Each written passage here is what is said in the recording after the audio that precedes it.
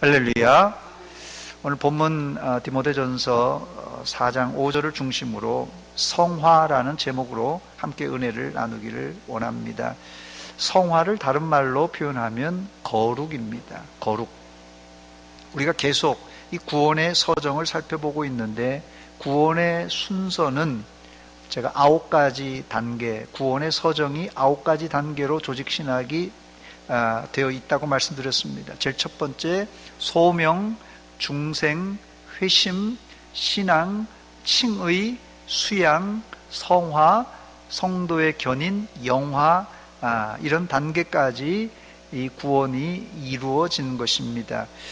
오늘은 구원의 순서 중에 5번째 칭의, 6번째 수양을 지나서 이제 7번째입니다. 성화에 대해서 살펴보겠습니다. 이제까지 살펴본 구원의 과정은 시간상으로 볼 때 거의 순간적인 과정이 많았습니다. 중생하면 거듭남 아닙니까? 이 중생 거듭남은 성령의 호련적인 역사로 말 그대로 눈 깜짝할 사이에 일어납니다. 그래서 대부분이 내가 중생 거듭난지를 눈치채지를 못합니다. 지나고 보니까 내가 거듭났구나, 내가 중생했구나 하는 것을 느끼게 돼요. 또 회심이나 신앙, 칭의, 수양 등등은 논리적으로는 우리가 이건 회심이고 이건 신앙이고 이건 칭의고 이건 수양이다 이렇게 나눌 수 있지만, 이것도 이 시간적인 구분은 매우 애매합니다. 그러나 이 구원의 서정 이 9가지 단계 중에 오늘 말씀드릴 이 성화라는 이 단계는 시간상으로 가장 오래 걸리는 구원의 과정입니다. 사실상 우리가 예수 믿은 이후에 천국 갈 때까지 전 과정을 성화라고 할 수 있습니다. 첫 번째, 이 성화는, 즉 이 성화, 거룩은 하나님의 속성입니다. 거룩은 하나님의 속성입니다. 베드로전서 1장 16절 말씀 보니까 기록되었을 때 내가 거룩하니 너희도 거룩할지어다 했습니다. 여기 기록되었을 때 했는데, 기록되었을 때란 말은 구약 성경에 기록되었다는 말입니다.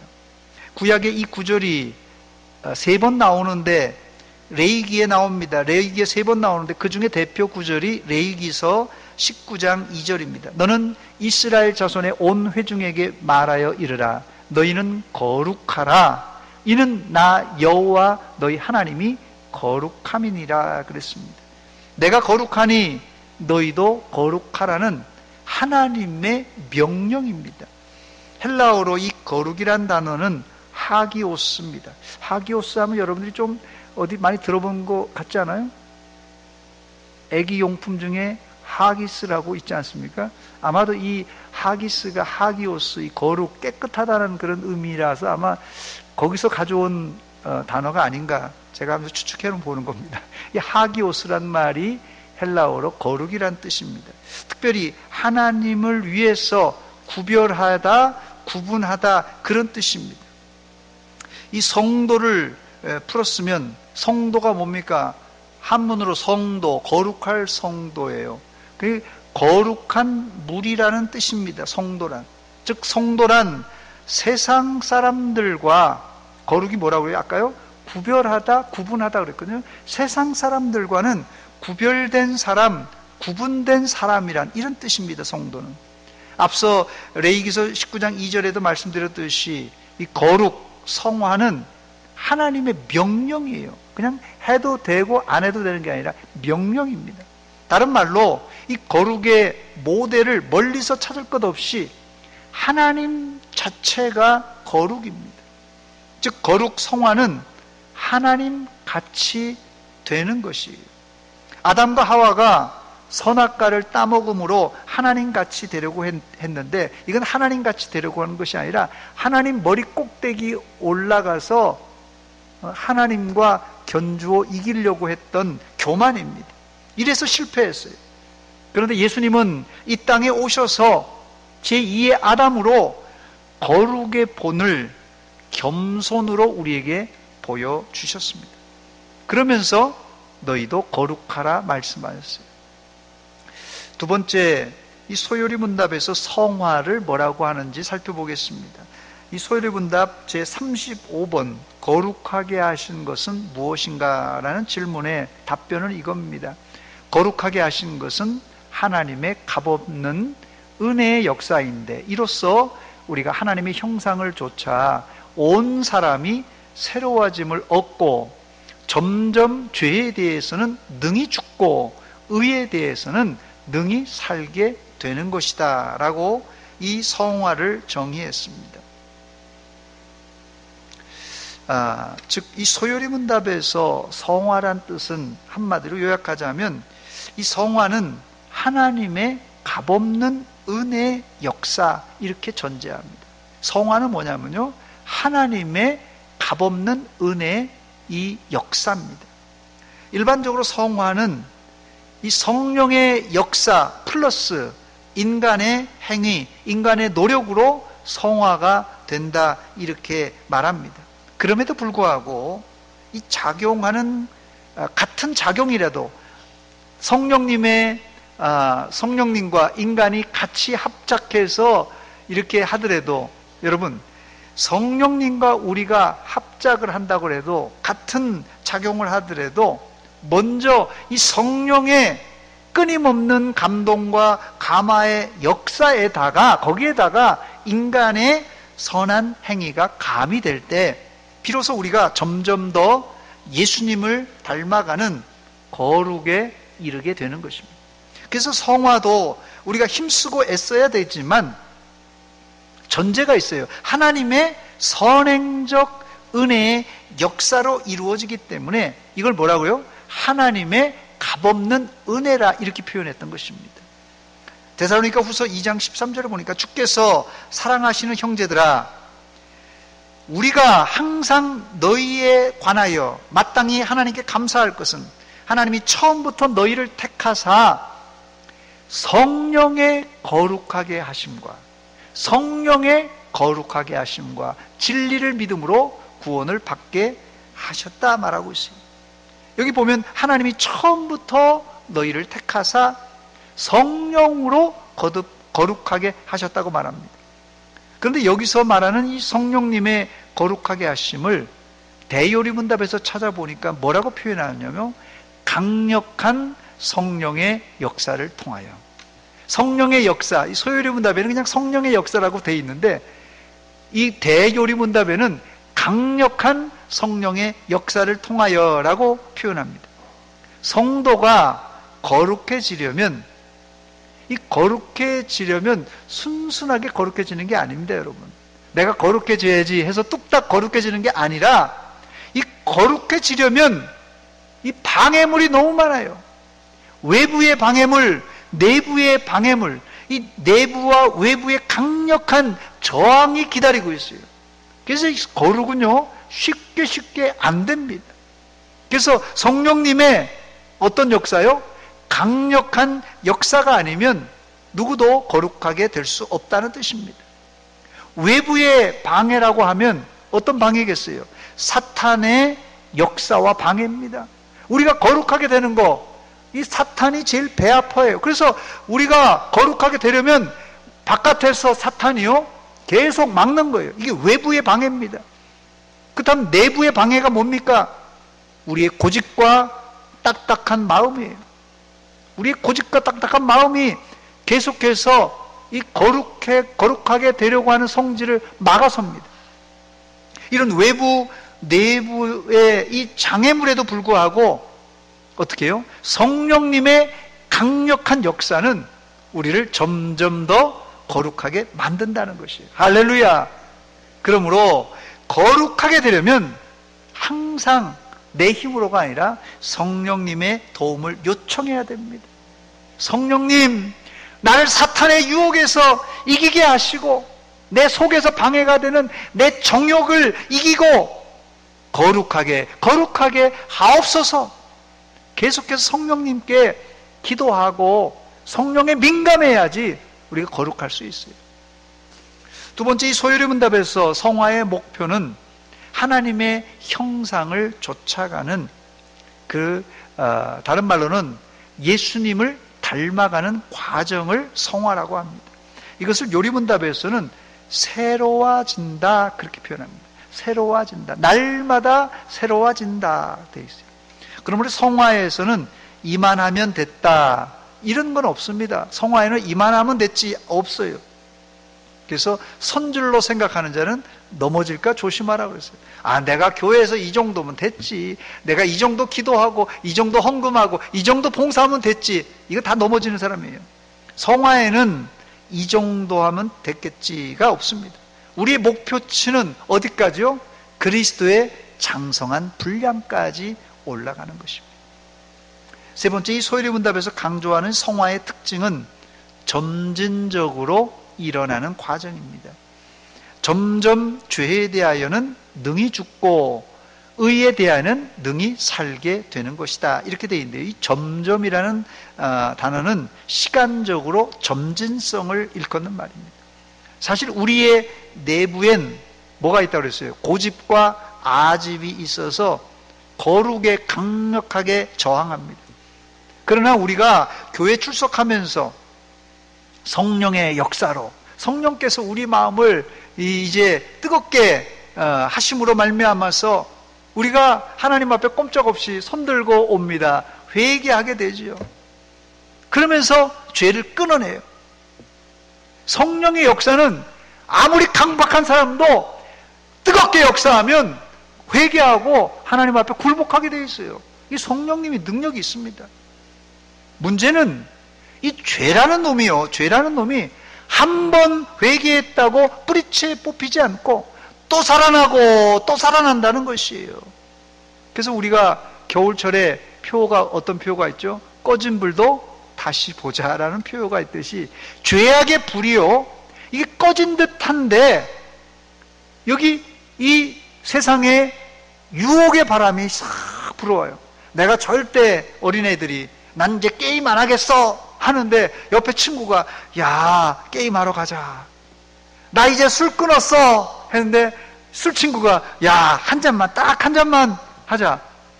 나는 회개하고 예배당 와서 눈물 콧물 흘리면서 내가 술도 끊고 뭐도 다 끊고 내가 잘 살겠습니다. 눈물 콧물 진짜 진심으로 회개했어요.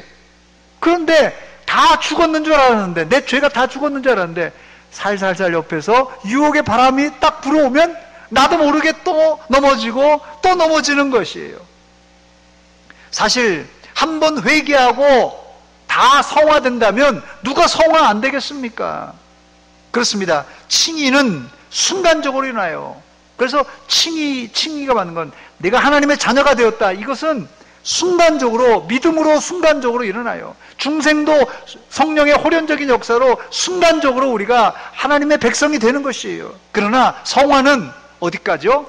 하늘나라 갈 때까지 서서히 점진적으로 일어나기 때문에 우리의 인내가 필요한 것이에요. 네 번째, 이 소요리 문답 끄트머리에 보니까 성화에 대한 희망을 말해주는데 우리는 반드시 의에 대하여 살 수 있는 존재가 된다고 말합니다.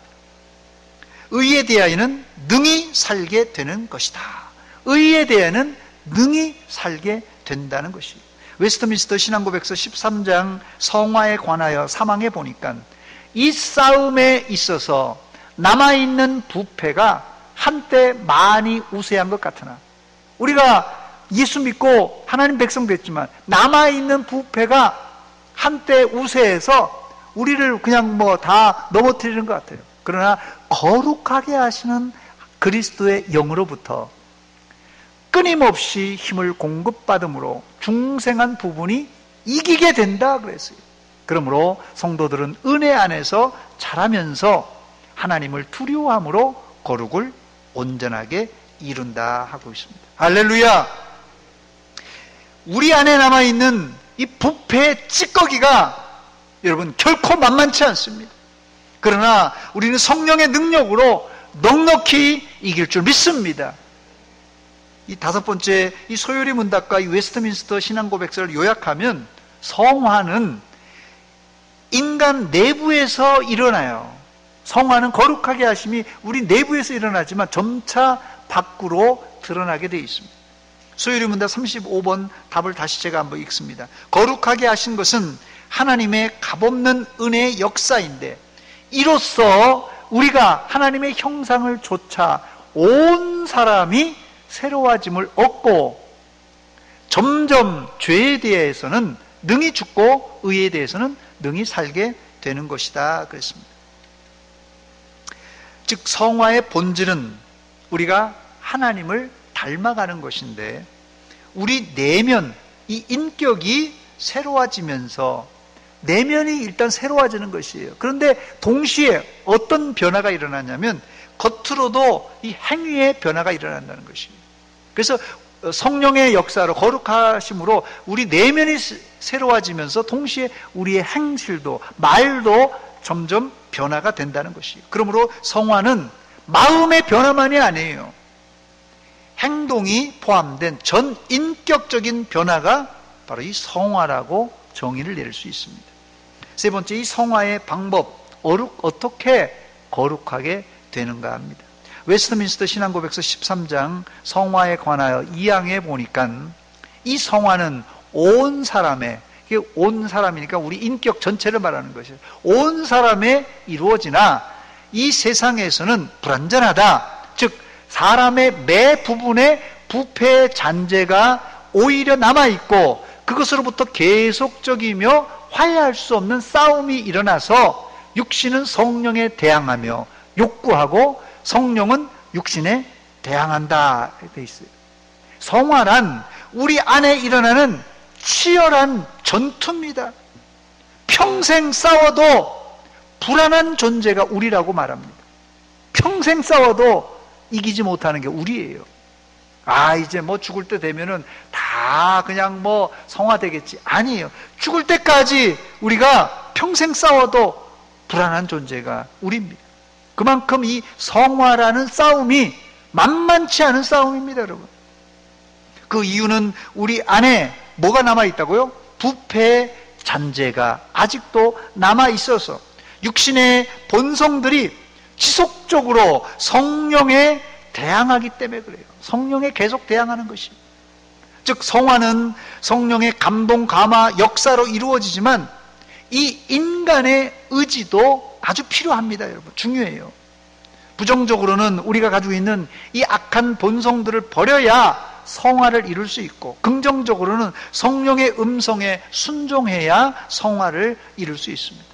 베드로전서 2장 1절과 2절 말씀입니다.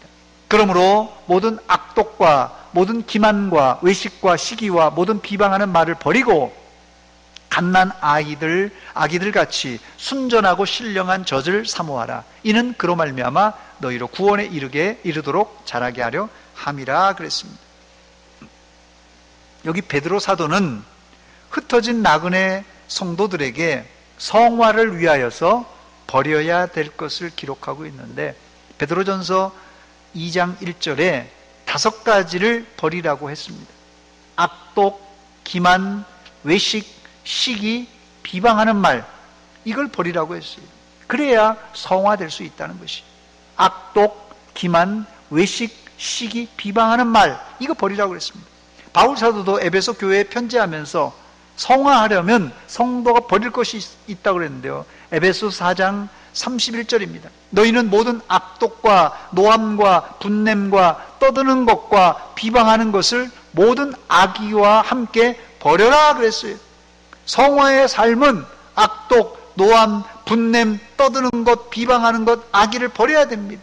그런데 이런 것을 버리는 것보다 선행해야 되는 게 있는데 바울 사도는 그 바로 앞절 에베소 4장 30절에 하나님의 성령을 근심하게 하지 말라. 그 안에서 너희가 구원의 날까지 인치심을 받았느니라 그랬습니다. 성도가 성도의 성화의 삶을 살려면 성령님을 근심시켜서는 안 됩니다. 성령님을 매일같이 근심시키면서 어떻게 성화의 삶을 살 수 있겠습니까? 우리가 예수를 믿고도 여전히 악독과 노함과 분냄과 떠드는 것, 비방하는 것, 악의를 행하면 하나님의 성령을 근심시키는 것입니다. 이런 사람은 절대 거룩한 삶을 살 수가 없습니다. 저를 한번 따라서 하시기 바랍니다. 육신의 일들을 버립시다. 육신의 일을 버려야지 이 성화를 할 수 있어요. 두 번째, 성화를 위해서 취해야 될 것이 있는데요. 2절에 보니까 순전하고 신령한 젖, 하나님의 말씀을 사모해야 됩니다. 본문 5절에 보니까 하나님의 말씀과 기도로 거룩하여짐이라 그랬어요. 하나님의 말씀과 기도로 거룩하여진다고 말합니다.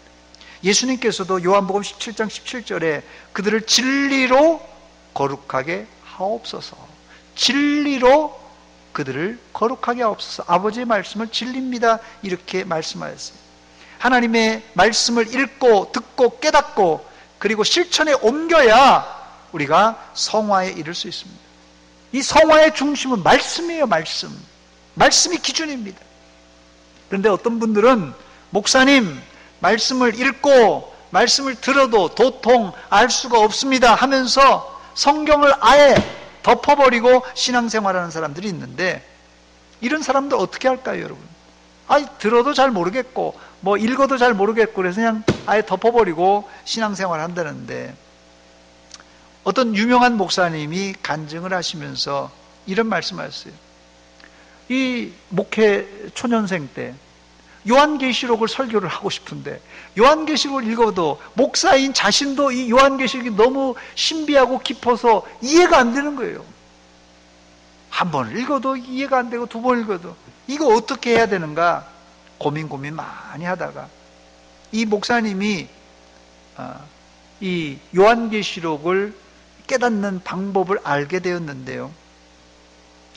요한계시록 읽어도 이해가 안 돼서 포기하려고 했는데 성령께서 감동이 자기 마음속에 있더래요. 읽으라는 감동이 읽으라는. 그래서 요한계시록 읽었고 또 읽고 이해가 잘 안 돼요. 또 읽었을 때 계속해서 읽었다고 합니다.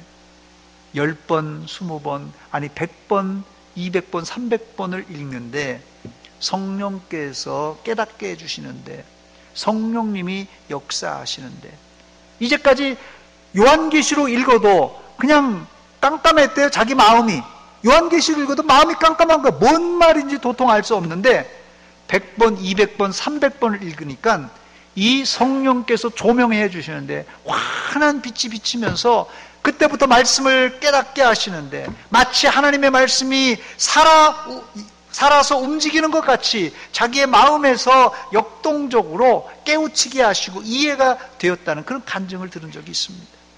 성경을 읽는 방법은 여러분 딱 한 가지예요. 딱 한 가지. 이해가 될 때까지, 깨달을 때까지 읽고 또 읽고 읽으시기 바랍니다. 그래도 이해가 안 되면 기도하며 매달려 성경을 읽으시기 바랍니다. 그때 성령께서 여러분들에게도 역사할 줄 믿습니다. 이 단계까지 여러분이 나가야 비로소 우리가 거룩의 삶을 살 수 있는 기초가 되는 거예요. 이제 성경을 알아야지, 교과서를 알아야지 기초가 되는 거예요. 거룩한 삶의 기초입니다. 저의 간증입니다만은 저도 목사지만 어떨 때 성경을 읽어도, 요한계시록이 아니라 다른 성경을 읽어도 이 깨달음이 없을 때가 있습니다. 답답해요. 한 번, 두 번 읽었는데 깨달음이 없어요. 그러니까 어떨 때는 저도 그냥 성경을 덮어놓고 믿어야 되나, 덮어놓고 그 말씀을 하루 종일 묵상합니다. 저는 잘 깨달지 않는 한 구절만, 한 단어만 덮어놓고 하루 종일 새벽에 읽었으면은 제가 온종일 그 말씀만 묵상하고, 어떨 때는 이제 주석도 참고하고 또 여러 가지 제가 참고하는 자료들이 있습니다. 이렇게 하면서도 어떨 땐 잘 모르는데 희한하게 기도하는 가운데 묵상하면서 그 단어나 그 문장을 깊이 묵상하면 내 지혜 가지고는 이해할 수 있는 영역을 넘어서서 성령께서 지혜를 주시고 성령께서 깨달음을 주실 때, 그때 너무나도 제가 놀라는 적이 한두 번이 아닙니다. 난해한 구절이 성령의 조명하심으로 깨닫게 되는 적을 종종 느낄 수 있습니다. 그럴 땐 저도 깜짝깜짝 놀랍니다. 제가 깨닫지 못했던 말씀이 깨달아질 때 어떨 땐 제 마음이 뜨거워지기도 하고 어떨 땐 눈에서 뜨거운 눈물이 흘러나오기도 합니다. 이런 경지까지 도달하려면 여러분 성경을 건성건성 읽어서는 절대 도달할 수가 없습니다. 여러분, 어떤 분들은 아유 목사님 저는 물만 먹어도 살이 쪄요. 이게 새빨간 거짓말인 줄 알죠? 물만 먹어도 살쪄요. 새빨간 거짓말입니다. 아유 저는 먹어도 안 찝니다. 이것도 거짓말입니다. 물만 먹고는 절대 살이 찔 수가 없고 먹으면 반드시 찌는 것이 하나님의 창조의 원리입니다. 여러분 다이어트의 3대 거짓말, 제가 인터넷에 한번 보니까 다이어트의 3대 거짓말이 있더라고요. 아십니까? 첫 번째가 뭐냐면 넌 복스럽게 먹는다. 요즘 복이 나가게 먹어야지 그게 현대인들입니다. 두 번째는 비만 초등학생한테 너 크면 살로 간다. 살이 키로 간다. 중고등학생에게는 대학 가면 살 빠진다. 이거 거짓말인 줄 아시죠? 세 번째, 다이어트는 내일부터. 제가 왜 이 말씀 드리냐면 성경 읽기도 마찬가지입니다. 신앙생활도 마찬가지입니다. 여러분, 내일부터 다음부터 성경 읽는다고 성경을 덮어 놔버리면, 여러분 성경을 안 읽으면 신앙의 연수가 10년, 20년, 30년 다 허당입니다. 여러분, 연수가 오래되었어도 성경을 깊이, 그냥 건성건성이 아니라 깊이 깨달음이 없이 읽으면 절대 신앙이 자랄 수가 없어요. 왜 그렇죠? 베드로 사도의 얘기가 그 얘기입니다. 베드로 사도가 정확하게 이것을 지적했는데, 베드로전서 2장 2절에 갓난 아기들 같이 순전하고 신령한 젖을 사모하라. 이는 그로 말미암아 너희로 구원에 이르도록 어떻게 해요? 자라나게 하신다고 그랬어요. 먹는 대로 자라는 것이 이게 육신적인 원리 아니겠어요? 밥 먹는 대로. 특별히 어린아이 때는 어떻습니까? 애들 그런 얘기를 많이 해서, 우리 아이들 키울 때 제 아내가 애기들 셋 다 이 모유를 다 먹였는데 젖을 먹이고 있으면 어른들이 다 그러시더라고요. 산모가 잘 먹어야 된다. 산모가 국수 먹으면 국수 나오고 뭘 먹는데요? 다 아이들한테 전달되는 거 아니겠어요? 산모가 비실비실하고 영양실족인데 아이한테 뭐 갈 게 없잖아요. 또 마찬가지입니다. 아이가 잘 먹으면 크게 돼 있어요. 이게 육신적인 하나님의 원리입니다. 영적인 원리도 마찬가지예요. 신령한 젖, 하나님의 말씀을 읽지 않고 듣지 않고 깨닫지 못하는데 영적인 비실비실 영양실조가 있는 것이 당연한 것입니다.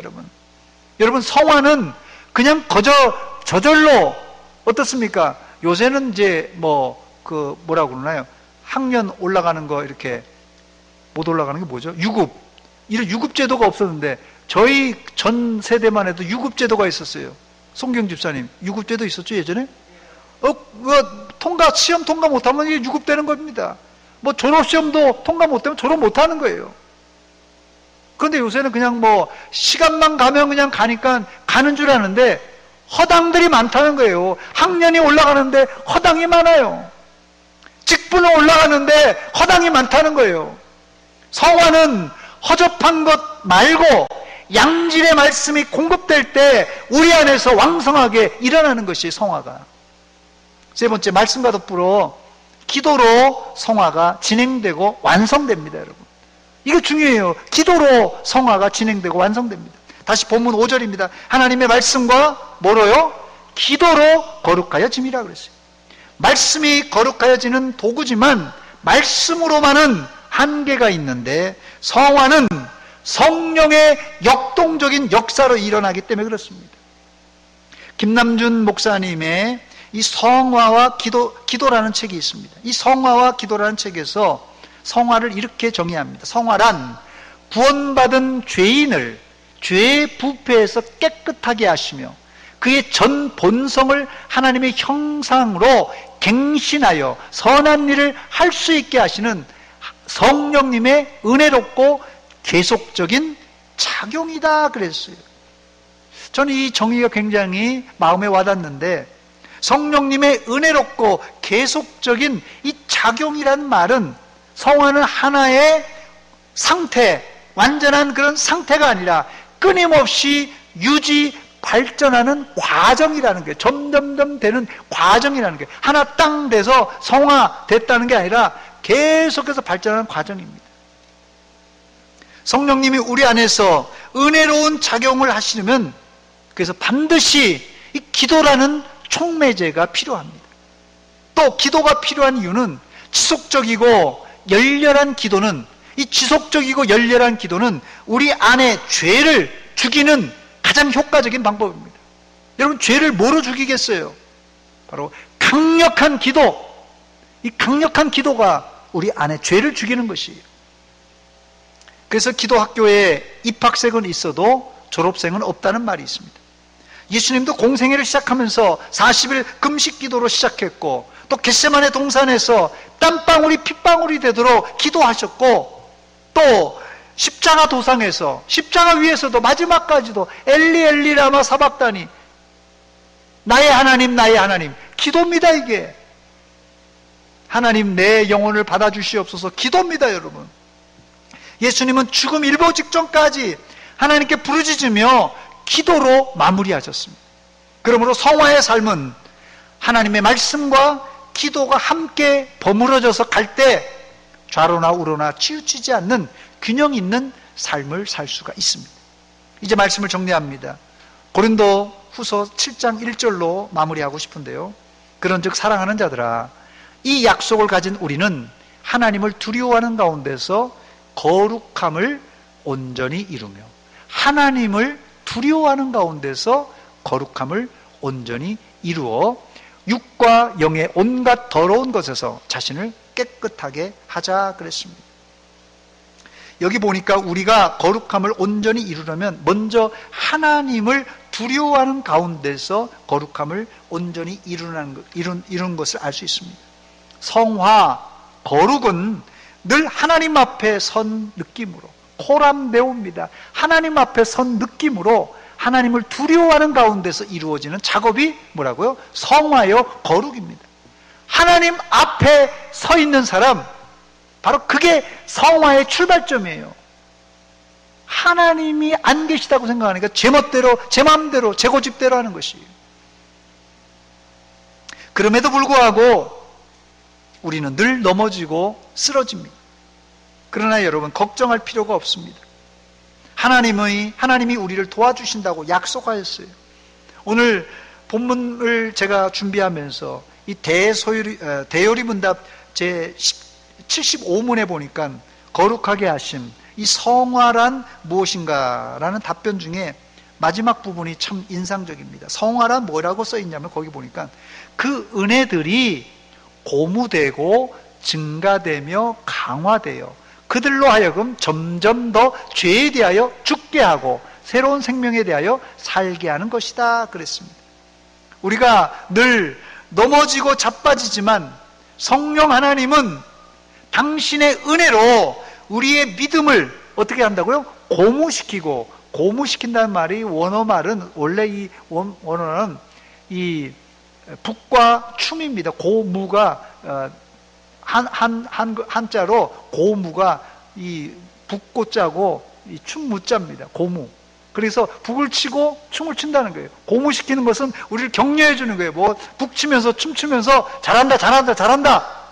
성령께서 당신의 은혜로 우리의 믿음을 잘한다고 고무시켜 주시고 증가시켜 주시고 강화시켜 주셔서 우리를 점점 더 죄에 대해서는 죽고 새로운 생명에 대해서는 살게 해 주신다는 것이에요. 저는 이 말이 얼마나 감동이 되는지 몰라요. 성령께서 우리를 갖다가 고무시켜 주시고 증가시켜 주시고 강화시켜 주시는 그런 역할을 하신다는 거예요. 날마다 조금씩이라도 이런 성령의 은혜를 통하여서 성장 성숙하는 성도들이 되시기를 주의 이름으로 축원합니다. 같이 기도하겠습니다. 하나님, 우리 아버지, 은혜와 사랑 감사드립니다. 오늘 성화에 대한 말씀을 들었습니다. 우리 전 인생이 성화의 과정 가운데 있는데 우리가 성화되기는커녕 넘어지고 쓰러지는 적이 너무나도 많이 있습니다. 이 시간 다시 한번 기본으로 돌아가서 하나님의 말씀과 기도를 잘 준비하여서 성령님의 도우심과 고무하심과 도와주신의 은총에 의해서 점점 죄는 죽이고 점점 새로워지는 저희들 다 되게 하여 주시옵소서. 예수님의 이름으로 기도하옵나이다. 아멘. 찬송가 4